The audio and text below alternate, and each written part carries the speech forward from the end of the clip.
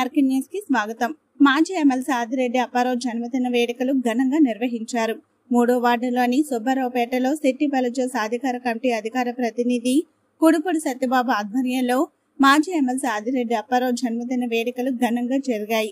78వ స్వాతంత్ర దినోత్సవం సందర్భంగా ముందుగా మాజీ ఎమ్మెల్సీ ఆదిరెడ్డి అప్పారావు జాతీయ జెండాను ఆవిష్కరించారు. అనంతరం కేక్ కట్ చేసి ఆదిరెడ్డి జన్మదిన వేడుకలు నిర్వహించారు. ఈ సందర్భంగా 300 మంది మహిళలకు మాజీ ఎమ్మెల్సీ ఆదిరెడ్డి అప్పారావు చేతుల మీదుగా చీరలు పంపిణీ చేశారు. మాజీ ఎమ్మెల్సీ అప్పారావు మాట్లాడుతూ ఎందరో త్యాగదనుల త్యాగ ఫలితంగా స్వాతంత్రం సిద్ధించిందని అన్నారు. ప్రభుత్వం అందిస్తున్న పథకాలను ప్రజలు వినియోగించుకోవాలని కోరారు. ఈ కార్యక్రమంలో టీడీపీ జిల్లా మహిళా అధ్యక్షురాలు మాలి విజయలక్ష్మి, అహ్మద్ ఉన్నీసా, సాయిలక్ష్మి, వారాల కృష్ణవేణి, బెజవాడ రమేష్, బొమ్మనమైన అంజి, బెజవాడ నరసింహలు, బోయిన రాము, వారాల అయ్యప్ప, బెజవాడ రమాదేవి, వారాల పుల్లమ్మ, బోయిన శివలక్ష్మి తదితరులు పాల్గొన్నారు.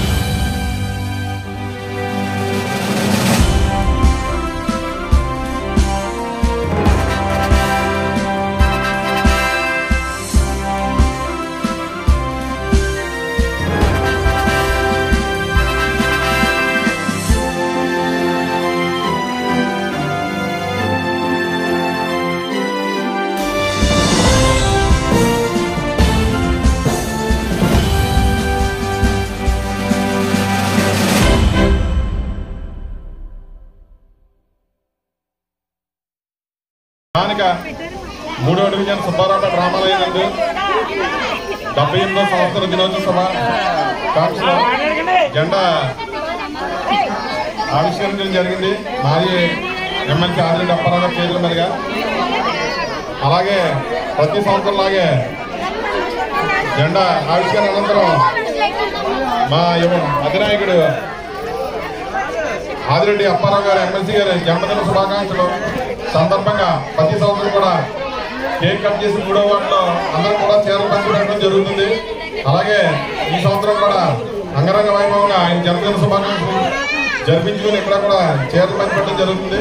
ఈ కార్యక్రమానికి ముఖ్య అతిథిగా ఆదిరెడ్డి అప్పారావు గారు వచ్చి కేక్ కట్ చేయడం ఒకటైతే, అలాగే జిల్లా మహిళా అధ్యక్షురాలు మాల విజయలక్ష్మి గారు, స్థానిక నాయకురాలు అమృత గారు, కొండపల్లి శ్రీదేవి గారు, భువనేశ్వర గారు, సాయిలక్ష్మి గారు, నాగమణి గారు, దొంగ నాగమణి గారు, ఇలా వీళ్ళందరూ కూడా మహిళా నాయకులందరూ కూడా వచ్చి ఈ కార్యక్రమానికి విజయవంతం చేసినందుకు మీ అందరూ కూడా ప్రత్యేక ధన్యవాదాలు తెలుపుకుంటూ మరొకసారి మా ఎమ్మెల్సీ ఆదిరెడ్డి అప్పారావు గారికి జన్మదిన శుభాకాంక్షలు తెలుపుతూ ఈ అవకాశాన్ని ఇంత బాగా ఈ కార్యక్రమం జరిపించిన సుబ్బారావుపేట పెద్దలందరూ కూడా నా ఉదరపోతే శుభాకాంక్షలు తెలియజేస్తూ మరొకసారి నమస్కారం తెలియజేస్తున్నాను.